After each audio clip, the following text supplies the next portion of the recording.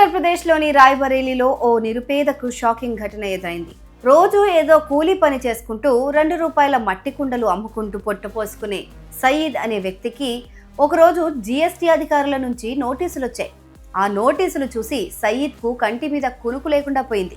అందులో ఏముందంటే ఏకంగా ₹1,25,00,000 పన్ను తను సయీద్ చెల్లించాలని ఉంది. పూట గడవడమే కష్టమైన తనలాంటి వ్యక్తికి ఇన్ని కోట్ల పన్ను ఎలా వస్తుంది అని ఆయన బిత్తరపోయారు. అసలు విషయం ఏంటని ఆరా తీస్తే సయీద్ పేరు మీద ఏకంగా 4 బోగస్ కంపెనీలు రిజిస్టర్ అయి ఉన్నాయని, వాటి ద్వారా కోట్లాది రూపాయల బిజినెస్ జరిగినట్లు అధికారులు గుర్తించారు. తినడానికే తిండి లేని తన పేరు మీద కోట్ల వ్యాపారం ఎలా జరుగుతుందని సయీద్ వాపోతున్నారు. దర్యాప్తులో తేలిందేంటంటే గతంలో లోన్ కోసం సయీద్ తన ఆధార్ కార్డు, పాన్ కార్డు కాపీలను ఎవరో గుర్తు తెలియని వ్యక్తులకు ఇచ్చారట. ఆ కేటుగాళ్లు సయీద్ డాక్యుమెంట్లను వాడుకొని ఆయనకు తెలియకుండానే జీఎస్టీ రిజిస్ట్రేషన్లు చేసి భారీ ఎత్తున పన్ను ఎగవేత్తకు పాల్పడ్డారు.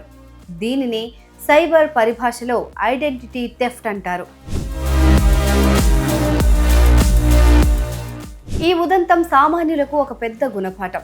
మనం చిన్న అవసరాల కోసం ఎవరికో ఇచ్చే ఒక ఆధార్, పాన్ కార్డులు మనల్ని ఎంతటి చిక్కుల్లో పడేస్తాయో ఈ ఘటన స్పష్టం చేస్తోంది. ఆర్థిక వ్యవస్థలోని లొసుగులను వాడుకుంటూ పేదలను ఎలా బలి పశువులను చేస్తున్నారో అర్థం చేసుకోవచ్చు. ప్రస్తుతం సయీద్ జిల్లా కలెక్టర్ను ఆశ్రయించి తనకు న్యాయం చేయాలని వేడుకుంటున్నారు.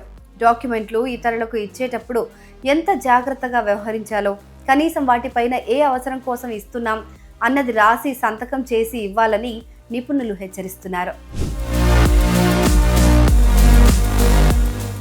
ఇలాంటి పరిస్థితులు ఎవరికైనా ఎదురైతే వెంటనే సైబర్ క్రైమ్ పోలీసులకు ఫిర్యాదు చేయడం అత్యంత ముఖ్యం. అలాగే క్రమం తప్పకుండా మీ పాన్ కార్డు ద్వారా ఏవైనా ఇతర లావాదేవీలు లేదా లోన్లు లాంటివి ఏమైనా తీసుకుంటున్నారేమో చెక్ చేసుకుంటూ ఉండండి.